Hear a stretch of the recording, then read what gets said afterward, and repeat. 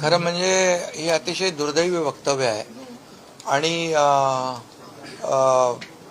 प्रधानमंत्री नरेंद्र मोदीजींच्या बद्दल अशा प्रकारचं वक्तव्य करणं हे निंदाजनक आहे आणि हे फक्त आता भावनात्मक आहे आवाहन करतात आणि बाळासाहेबांनी तर सर्व जातीपातीला एकत्र ठेवलं होतं आणि हे हिंदुत्वामध्येच फूट पाडण्याचा प्रयत्न करतायत। आज या ठिकाणी गुजराती मराठी असतील हे सर्व हिंदू आहेत। मराठी कोण आहे? हिंदू आहे।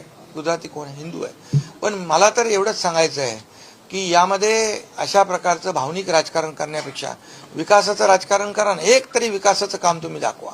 मुंबई मराठी माणसापासून तोडणार, मुंबई महाराष्ट्रापासून तोडणार, हे गेल्या अनेक वर्षाची घिसीपिटी आम्ही कॅसेट ऐकतोय। पण लोकांना आज माहीत आहे, लोक सुज्ञ आहेत की निवडणुका आल्या की मराठी माणूस आठवतो। मी आपल्याला एवढंच सांगतो की मराठी माणसासाठी तुम्ही काय केलं? मराठी माणूस मुंबई बाहेर फेकला गेला याचं कारण काय? गुजराती मारवाडी यांच्याबद्दल जे बोलतात त्यांचे पैसे तुम्हाला चालतात, त्यांचं कॉन्ट्रॅक्ट तुम्हाला चालतं। मराठी एकतरी कॉन्ट्रॅक्टर कधी भेटला तुम्हाला? दिसला? मग तुम्हाला त्यांचं धन पैसे सगळं चालतात आणि मग अशा प्रकारची जी काही दरी निर्माण करण्याचा प्रयत्न, प्रधानमंत्री मोदीजींवर टीका करण्याचा प्रयत्न, मोदीजींनी ते भरभरून मुंबईला दिला।